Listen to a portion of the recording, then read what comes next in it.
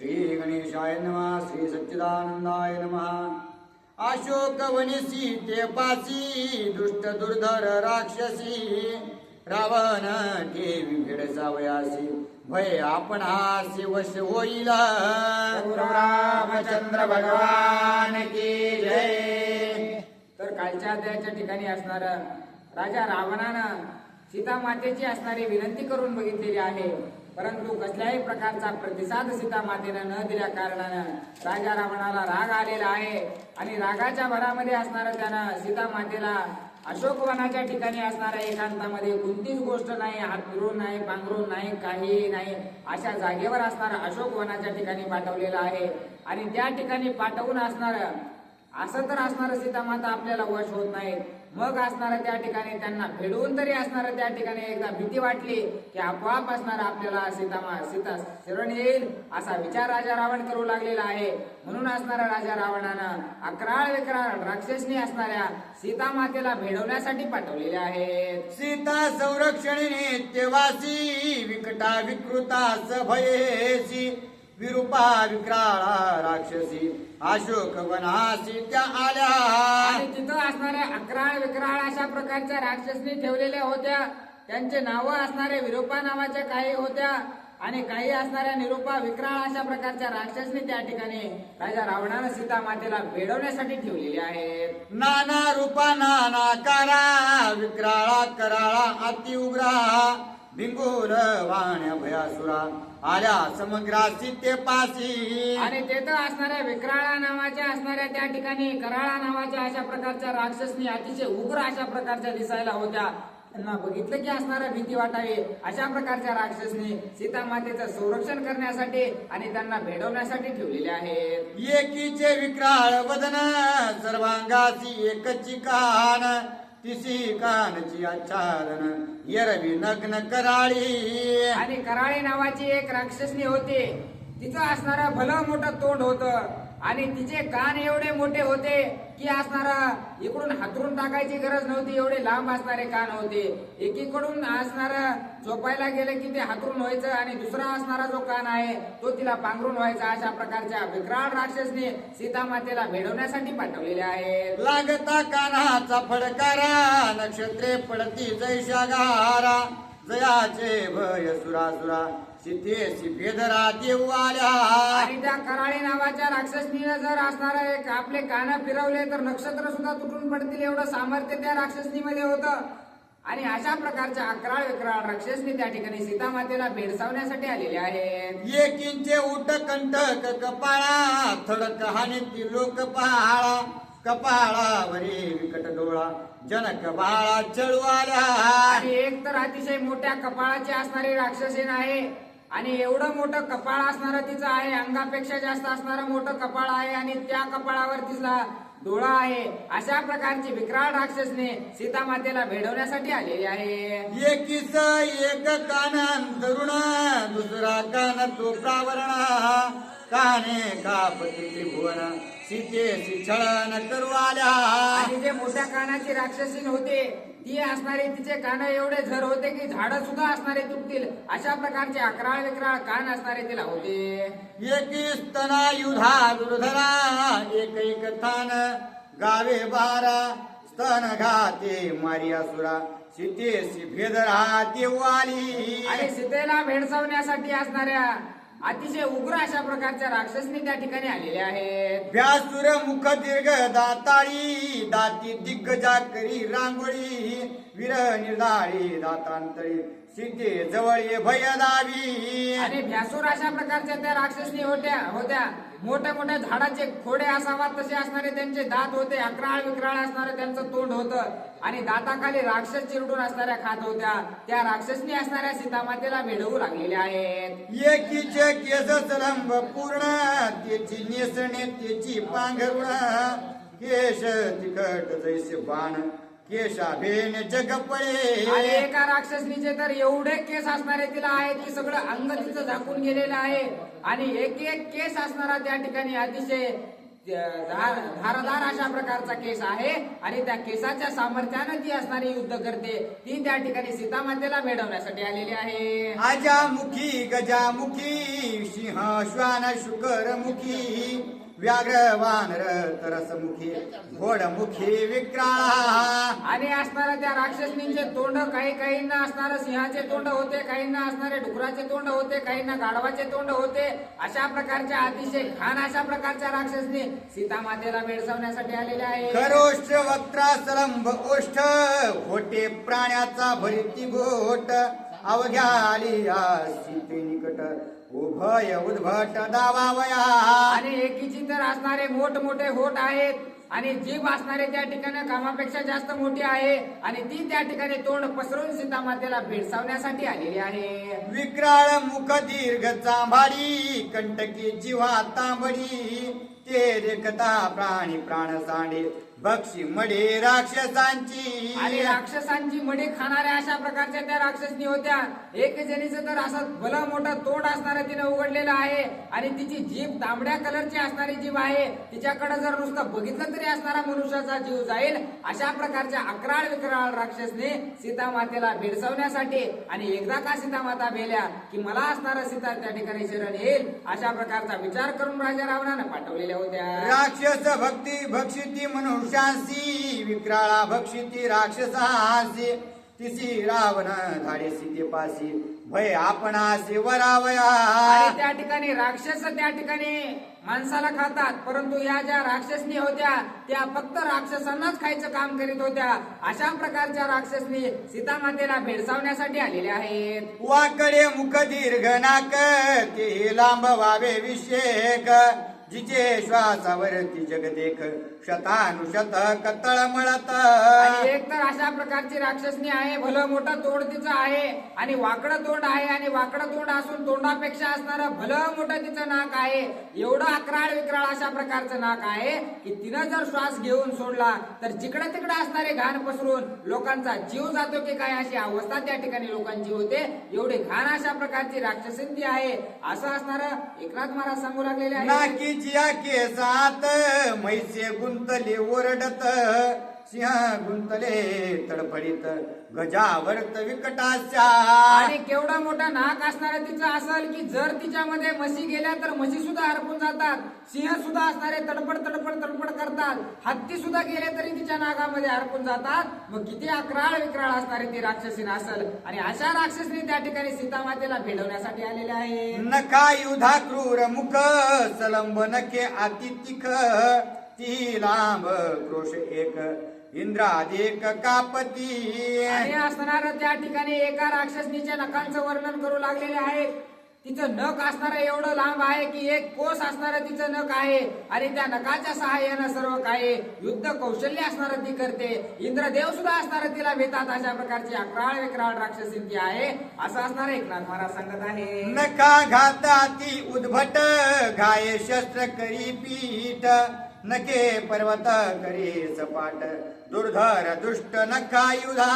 असे असणारे त्या राक्षसनीचे नख होते तर असणाऱ्या त्या नखाच्या सहाय्यानं मोठमोठे पर्वत सुद्धा असणार त्या ठिकाणी होतेचे नव्हते करायचं सामर्थ्य तिच्यामध्ये होतं. मोठमोठे डोंगर असणारे नखानच ती असणारी उकरून टाकीत होती. एवढं सामर्थ्य तिच्या नखामध्ये होतं आणि त्या राक्षसनी सीतामातेला भेडवायला आलेल्या होत्या. एक पादाने त्रिपादा पंचपादादि हस्तपादा शस्त्रास्त्रे सन्नद्धबद्धा आलिया उन्मादा राक्षसी. आणि तिथं असणारे एका पायाचे काही राक्षसनी आहेत, दोन पायाच्या काही राक्षसनी आहेत, काही राक्षसनींना 5-5 पाय आहेत, काही 6 पाय आहेत.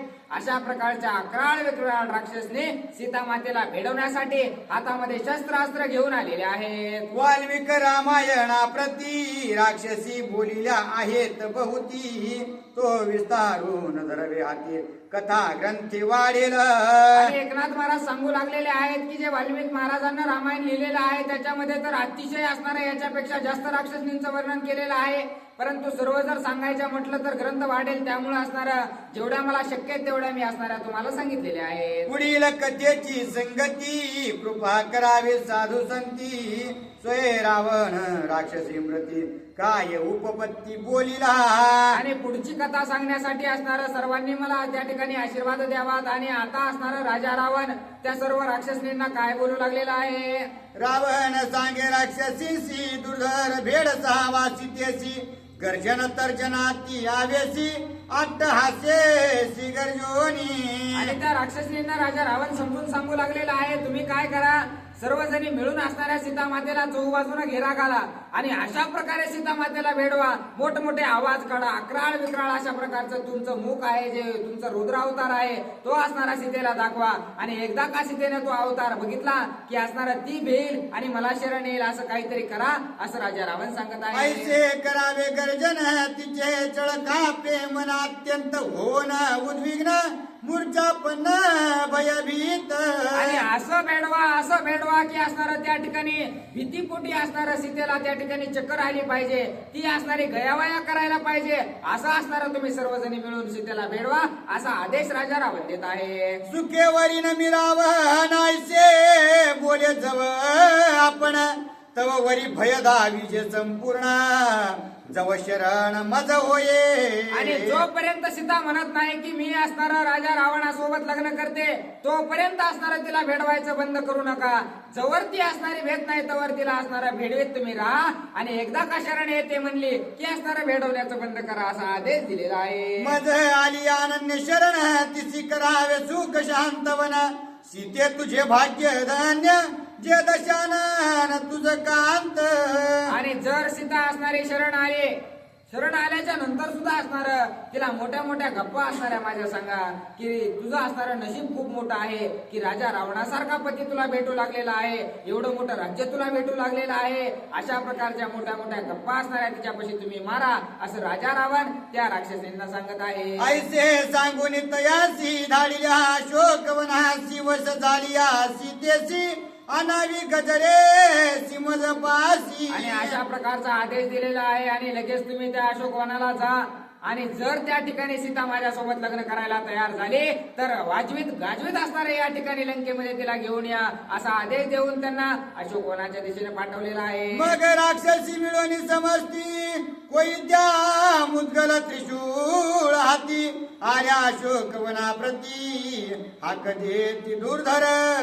आणि अशा प्रकारचा आदेश मिळाल्याच्या नंतर सर्व राक्षसनींना कुणी कोयते हातात घेतलेले आहेत, कुणी कुऱ्हाडी हातामध्ये घेतलेले आहेत, कुणी भाले हातामध्ये घेतलेले आहेत आणि मोठमोठ्यानं आरडत ओरडत त्या ठिकाणी अशोकवनाच्या दिशेने आलेले आहेत. हाकी गरजले अंबर स्वर्गी कापती सुरवर भूतळी गर्जती नर किन्नर ऋषीश्वर भयभीत. आणि यांना सांगितलंच होतं की आरडत ओरडत असणार त्या ठिकाणी तुमचा रुद्र अवतार दाखवत जा. त्यामुळं मोठमोठ्यानं गरजत मोठमोठ्यानं इवळत असणार त्या ठिकाणी राक्षसनी सीता मातेच्या जवळ ज्या वेळेस आल्या त्यावेळेस असा आवाज झालेला आहे की देवांना सुद्धा भीती वाटू लागलेली आहे की नेमकं धरत्रीवर काय घडू लागलेलं आहे. राक्षसी करीती दीर्घ रवो सीता मारुणी मांस खाव तुझे कंठीचे रुधिर पिवो आणि हरले ओ हाडांचे. आणि मोठमोठ्यानं गरजू लागलेले आहेत राक्षसने. तू असणारा त्या ठिकाणी सीतेचं कंठ फोडून असणारा रक्त पी आणि तू असणारा तिच्या सर्व हाडांचा असणारा हार करून गळ्यामध्ये घाल आणि तू असणारा राहिलेलं मांस खाऊन टाक अशा प्रकारच्या गर्जना करीत असणारा सीता मातेच्या दिशेने आलेल्या आहेत. तुझे सर्वांगाची आशिरी करू शेवयांची खिरी काळी काढोनी बाहेरी कोशिंबिरी करू आम्ही. आणि सीता मातेला बोलू लागलेले आहेत, हे सीते तू राजा रावणासोबत लग्न करते का नाही? जर नाही म्हणत असेल तर तुझ्या असणाऱ्या ज्या सर्व शिरा आहेत त्या शिरा काढून त्याच्या शेवया असणाऱ्या बनवून आम्ही खाऊ. तुझं जे काळीज आहे त्याचं सुद्धा असणारं त्या ठिकाणी आम्ही काहीतरी कोशिंबिरी करून असणारं खाऊ. अशा प्रकारची भीती असणारी सीता मातेला त्या राक्षसने दावू लागलेले आहे. ऐशी गरजती राक्षसी अवघ्या सीते पासी तव ते भय भासे ना सीतेसी श्रीराम स्मरण निशंक. आणि सर्व राक्षसनी म्हणू लागलेले आहे तुझं मांस काढून खाऊ, तुझे सर्व हाड्यांचे हार असणारे आम्ही करू असं मोठमोठ्यानं गरजून सीता मातेजवळ बोलू लागलेले आहेत. परंतु सीतामाता असणाऱ्या त्या ठिकाणी प्रभू रामचंद्राचं नामस्मरण करीत असणारा थोडंही लक्ष असणारं त्या राक्षसींकडे दिलेलं नाही. त्या निमग्न असणाऱ्या प्रभू रामचंद्राच्या नामस्मरणामध्ये झालेले आहे. देखता सीतेचे दर्शन राक्षसी झाल्या कंपायमान सीतेने पाहिल्या क्षोभून आमचा प्राण घेईल. आणि ज्या वेळेस सीतामातेचं रूप असणाऱ्या सर्व राक्षसींना बघितलेलं आहे, त्यांना कळून चुकलेलं आहे की साधी सुधी दिसायला असणारी सीतामाता आहे, परंतु जर हिनं रागानं आपल्याकडे बघितलं तर एका क्षणात आपला जीव घेईल एवढं सामर्थ्य असणारे या सीतेकडे आहे, असा विचार करून राक्षसनीच असणाऱ्या सीतामातेला भिवू लागलेले आहे. सीता देखताची दृष्टी भये पळाल्या उठाउठी, राक्षसी भयभीत पोटी गोष्टी उपराटी येते झाली. आणि इथं असणारी सर्व गोष्टच उलटी झालेली आहे, कारण त्या राक्षसनी आल्या होत्या सीतामातेला भेडवायला, परंतु सीतामातेचं सामर्थ्य बघून असणाऱ्या त्या ठिकाणी त्याच सीतामातेला भिवून असणाऱ्या त्या ठिकाणाहून पळून गेलेले आहे. भेडसाऊ जाता सीतेशी भयभीत झाल्या राक्षसी, श्रीराम स्मरणाची महिमा ऐशी द्वंद्व भक्तासी बाधिना. आणि असणारा प्रभू रामचंद्राच्या नावाचा महिमाच असणारा एवढा मोठा आहे की जे असणारे भक्त प्रभू रामचंद्राचे आहेत त्यांना कधीच कोणतंच दुःख असणारं बांधू शकत नाही. त्यामुळं असणारा सीतामाता सुद्धा प्रभू रामचंद्राचं नामस्मरण करीत असल्या कारणानं कसल्याही प्रकारची भीती किंवा दुःख त्यांच्या जवळ येऊ शकत नाही.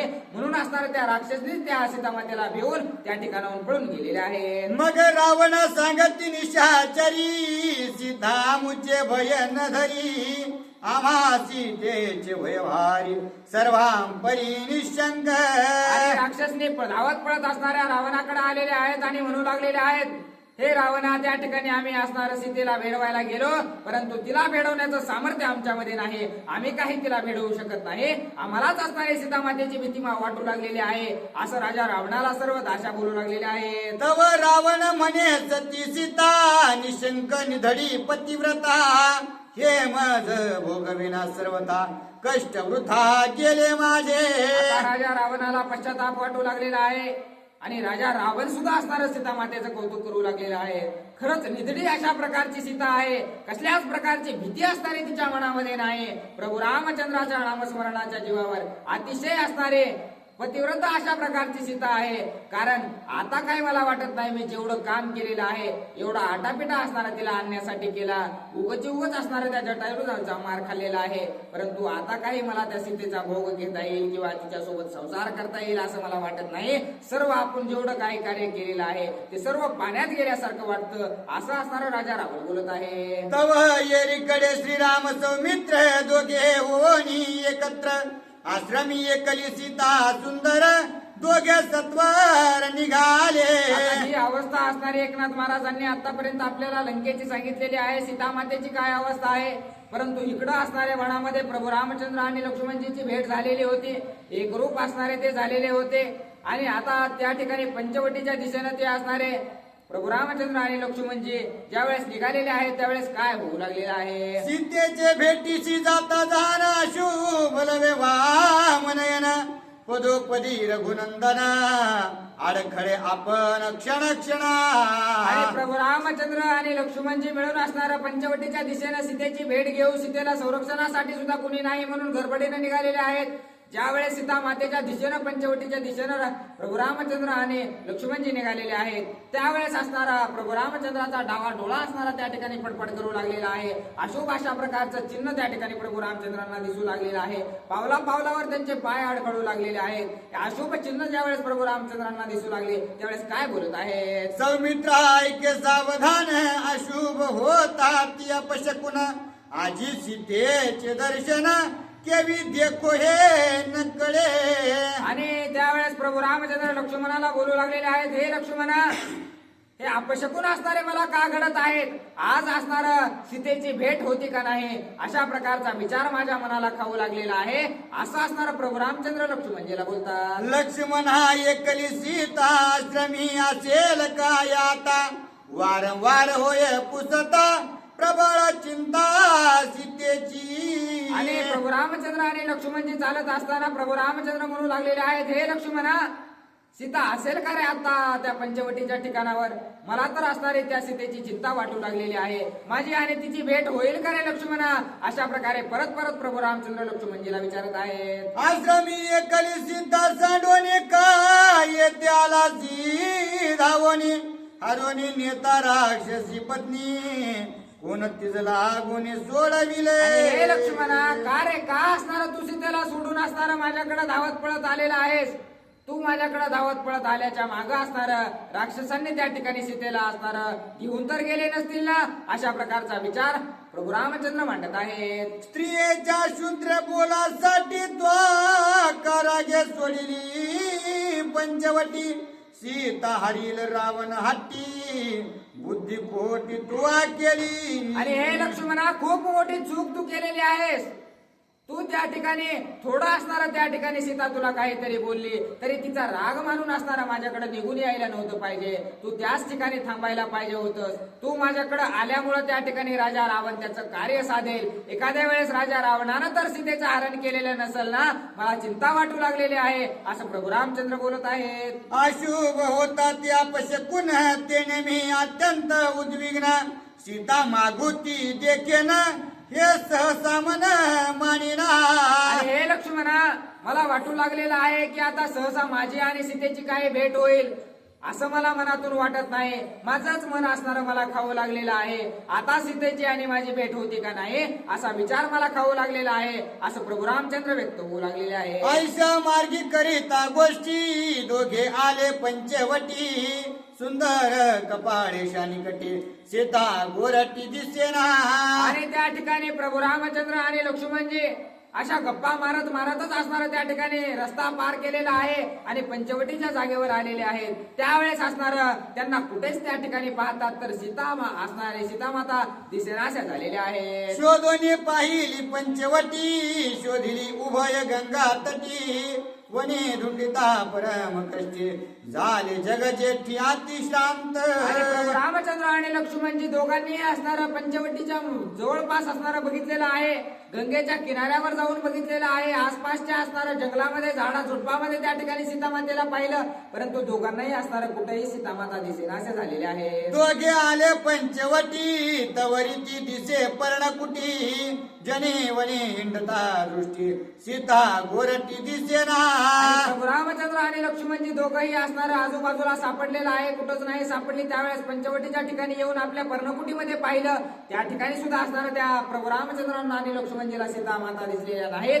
मग असणार तिथं जे काही जनस्थान होतं किंवा जे लोक राहणारे होते त्या जागेवर गेले तर तिथंही असणार त्यांना सीता माता दिसेनाशा झालेल्या आहे. तरी शुद्धी पुसावी ऋषीजनी, तरी ते पळाले जीव घेऊन, मनुष्य मात्र न दिसेवनी, तव लक्ष्मण म्हणे धाक तू.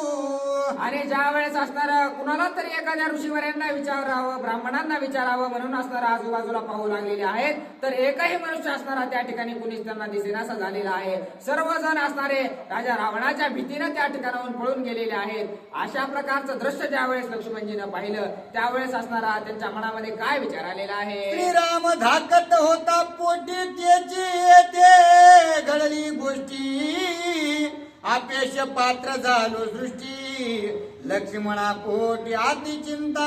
लक्ष्मणजीला अतिशय चिंता वाटू लागलेली आहे. रस्त्याने येताना असणारा प्रभू रामचंद्र मला जे म्हणत होते तेच असणारं खरं होऊ पाहत आहे. जर तसं झालं तर मी अपयशी अशा प्रकारचा होणार आहे, कारण माझ्यावर प्रभू रामचंद्रांनी सीतेच्या संरक्षणाची जिम्मेदारी असणारी टाकलेली होती आणि मी जर ती जिम्मेदारी पार पाडली असती तर आता राजा रावण सीतामातेला घेऊन जाऊ शकला नसता. म्हणून असणारं त्या ठिकाणी लक्ष्मणजीला दुःख वाटू लागलेलं आहे. लक्ष्मणे हरविली सीता, हे अपेश बैसले माता, कायमी सांगोर गुणाता, शोधिता सीता दिसेना. आणि मला तर असणाऱ्या या ठिकाणी सीतामाते कुठेही असणाऱ्या दिसत नाहीत, सापडत नाहीत. आता असणारं मोठं अपयश असणारं माझ्या माथ्यावर लागलेलं आहे. आणि आता जर मला माझ्या भावाने प्रभू रामचंद्रांनी विचारलं की सीता कुठं आहे तर नेमकं काय उत्तर असणार मी प्रभू रामचंद्रांना देऊ, अशा प्रकारच्या विचारानं लक्ष्मणजींना दुःख वाटू लागलेलं आहे. शुद्धी पुसो जाता वनी, तव वृक्ष का करले फळ पुष्पांनी, जेवी अंतरल्या जननी, दिन वदनी अपत्य. आणि असणारा ज्या वेळेस वनामध्ये जाऊन असणाऱ्या झाडांना विचारावं अशा प्रकारचा विचार लक्ष्मणजीच्या मनामध्ये आलेला आहे. त्यावेळेस झाडांकडे जर बघितलं तर झाडांना पानही राहिलेलं नाही, फुलंही राहिलेलं नाही, फळही राहिलेलं नाही. जशा प्रकारे असणार एखाद्या तान्या लेकराची आई हरपावा आणि त्याची जी अवस्था व्हावा तशी अवस्था असणारी सर्व झाडांची लक्ष्मणजीनं पाहिलेली आहे. वृक्ष स्रवती संपूर्ण, पशु पक्षी करीती रुदन, वनसी गेली पळून, अवदशा पूर्ण वनाली. आणि अतिशय शोभायमान अशा प्रकारचं वन होतं, झाडा फुलांनी भरलेलं अशा प्रकारचं ते वन होतं. परंतु सीतामाता जात असताना प्रत्येकाला जेवढं दुःख झालं होतं, झाडाला पानं राहिलेले नाहीत, त्या ठिकाणी झाडं सुद्धा रडू लागलेले आहेत आणि जे काही त्या ठिकाणी पक्षी आहेत ते सुद्धा रडू लागलेले आहेत. सर्व काही अवस्था असणारे त्या ठिकाणी दुर्दशा त्या वनाला आलेले आहे आणि हे दृश्य लक्ष्मणजीला पाहून दुःख वाटू लागलेलं आहे. पक्षिणी पडल्या पारदिया हाती, पिली चर पडती पडपडिती, तेवी नेली सीता सती, झाली उपहाती आश्रमी. आणि कशा प्रकारे एखाद्या पक्षीने नवीन घरट्यात आपल्या पिल्यांना जन्म दिलेला असावा आणि ते पक्षी त्या ठिकाणी पारद्याच्या हातामध्ये लाभावा आणि ती पारद्याच्या हातामध्ये गेल्याच्या नंतर तिच्या बाळांची जी अवस्था असणारी त्या ठिकाणी होत असते किंवा त्यांची जी तडफड होत असते तशी तडफड असणारी सर्व वनातील प्राण्यांची होऊ लागलेली आहे आणि ती अवस्था बघून अतिशय दुःख वाटू लागलेलं आहे. सीतेचे दुःख जाण सर्वांगी द्रवती पाषाण, थेंबटे गळू लागले तृण दुःख दारुण सर्वांशी. आणि त्या ठिकाणी सीता मातांना असणारं राजा रावण घेऊन गेलेला आहे म्हणून असणारं दगडातून सुद्धा असणारं त्या ठिकाणी दगडांना सुद्धा असणारा पाना फुटलेला आहे, रडू लागलेले आहे. जे काही असणारं त्या ठिकाणी पक्षी आहेत ते सुद्धा असणारे रडू लागलेले आहेत. पाषाणाला सुद्धा असणारं रडू येऊ लागलेलं आहे. एवढं सामर्थ्य असणारं त्या सीता मातेचं होतं आणि त्यामुळे लक्ष्मणजीला दुःख वाटू लागलेलं आहे. ऐसी देखोनी उपहाती श्रीराम सुखावला चित्ती, करावया अवतार ख्याती निज पुरुषार्थी उद्यतू. आणि अशा प्रकारची दशा बघितल्याच्या नंतर लक्ष्मणजीला दुःख वाटू लागलेलं आहे. पण प्रभू रामचंद्रांना सुद्धा दुःख वाटत आहे परंतु ते बाह्य रंगाने वाटू लागलेलं आहे. अंतर आत्म्यामध्ये असणारं त्यांना कळून चुकलेलं आहे की आता असणाऱ्या आपल्या अवतार कार्याला असणारं सुरुवात होणार आहे. आता असणारं राक्षस घाताला असणारं इथून पुढे सुरुवात होणार आहे. आपण ज्या गोष्टीसाठी अवतार घेतलेला आहे ते अवतार कार्य पूर्ण करण्याची वेळ असणारी जवळ आलेली आहे. म्हणून प्रभू रामचंद्रांना आनंद वाटू लागलेला आहे. सज्ञान माझी सीता सती, जे सैन्य रावण वधाती, सोये गेली लंके प्रती राक्षसा ख्याती लावावया. आणि मनामध्ये प्रभू रामचंद्र म्हणू लागलेले आहेत की खरंच असणारी सज्ञान अशा प्रकारची माझी सीता आहे. ती असणारी राजा रावणासोबत स्वतः होऊन गेली. कशासाठी गेलेली आहे तर त्या सर्व राक्षसांचा घात असणारा मुळापासून करण्यासाठी स्वतः होऊन असणाऱ्या त्या राजा रावणासोबत गेलेली आहे. खरंच खूप हुशार अशा प्रकारची सीता आहे असं मनातली मनात प्रभू रामचंद्र बोलत आहे. समुद्री तारुण पाषाण, मारिन रावण कुंभकर्ण, श्रीरामाले स्फुरण कुळ निर्दळन राक्षसांचे. रामचंद्र मनामध्ये विचार करू लागलेले आहेत आता लवकरात लवकर असणाऱ्या या ठिकाणी समुद्रावर दगड तारून असणाऱ्या त्या ठिकाणी जाऊन लंकेला जाऊन सर्व राक्षसांचा घात मी करणार आहे. म्हणून सर्व अंगाला असणारा प्रभू रामचंद्राच्या स्फुरण आलेला आहे आणि रोमावळ्या त्यांच्या खड्या होऊ लागलेल्या आहेत. मारोनी राक्षसांच्या कोळी, उड सोडवीन देवांची बांधवडी, राम राजाचे निज गुडी जगे रोकडी उभविना. आणि आता असणाऱ्या सर्व राक्षसांना कोट्यावधी राक्षसांना मारून असणारा त्या ठिकाणी सर्व जे देव दानव असणारे त्या ठिकाणी देव त्या राजा रावणाच्या बांधवडीत आहेत. त्यांची सोडवणूक करून असणारं रामराज्याची पुढी असणारं जिकडे तिकडे उभारण्याचं कार्य मी पूर्ण करणार आहे असा निश्चय प्रभू रामचंद्र करू लागलेले आहे. ऐसा श्रीराम सर्वज्ञ, जाणोनी भविष्याचे ज्ञान, सीता शुद्ध आपण भ्रमले पण स्वयदावी. आणि अशा प्रकारचा सर्वज्ञ अशा प्रकारचा प्रभू रामचंद्र आहे. परंतु असणारा त्या ठिकाणी मनामध्ये प्रभू रामचंद्राचे समाधान आहे. परंतु आपला जो अवतार कार्य आहे तो असणारा सिद्ध करण्यासाठी लोकांना दाखवण्यासाठी बाहेरून असणारा प्रभू रामचंद्र अतिशय दुःख करू लागलेले आहेत. जैसी अवताराची गती तैसी अवताराची स्थिती, श्रीराम निघाला तैसी या रीती, सीता शुद्ध्यर्थी विलपत. जशा प्रकारे अवतार कार्य आहे, जशा प्रकारे वाल्मिक ऋषीने लिहिलेलं आहे तशा प्रकारे वर्तवून दाखवण्यासाठी प्रभू रामचंद्र अतिशय रडत पडत असणाऱ्या सीतामातेचा शोध करण्यासाठी निघालेले आहेत. श्रीराम अवतार सुनिश्चित, त्याची लोक संग्रहार्थ, वशिष्ठे नेमिला परमार्थ, त्याची रघुनाथ संपादी. आणि वशिष्ठ गुरूंनी जे लिहिलेलं आहे किंवा जे सांगितलेलं आहे त्याचं पालन करून असणारा प्रभू रामचंद्र त्या वनामध्ये वर्तवणूक करू लागलेले आहेत. अंतरी जाणोनी परब्रह्म, बाह्य सीतार्थी विरह ब्रह्म, अंतरी स्वतः सिद्ध निष्काम बाह्य दुःख धर्म सीता शुद्धी आणि अंतर आत्म्यामध्ये प्रभू रामचंद्र असणारे पूर्ण परब्रह्म अशा प्रकारचे आहेत. हे असणारं त्यांना आतून समाधान आहे, परंतु बाहेरून असणारं त्या ठिकाणी दुःख व्यक्त करू लागलेले आहे. कामापासून निर्मुक्त अशा प्रकारचे प्रभू रामचंद्र आहेत. तरीही असणारं आपल्या सीतेसाठी त्या ठिकाणी विलाप करू लागलेले आहेत, रडू लागलेले आहेत. अंतरी अद्वैत प्रतीती बाह्य सीता पुसे जीवां प्रती वृक्षवल्लीच एका कुळती सीता निश्चेती मज सांगा. अंतर आत्म्यामध्ये असणारा अद्वैत भाव असणारा प्रभू रामचंद्राचा आहे. कारण कोणीही असणारं त्या ठिकाणी प्रभू रामचंद्रांसाठी वेगळं नाही. कारण पूर्ण जगामध्ये असणारं प्रभू रामचंद्र भरून उरलेले आहेत.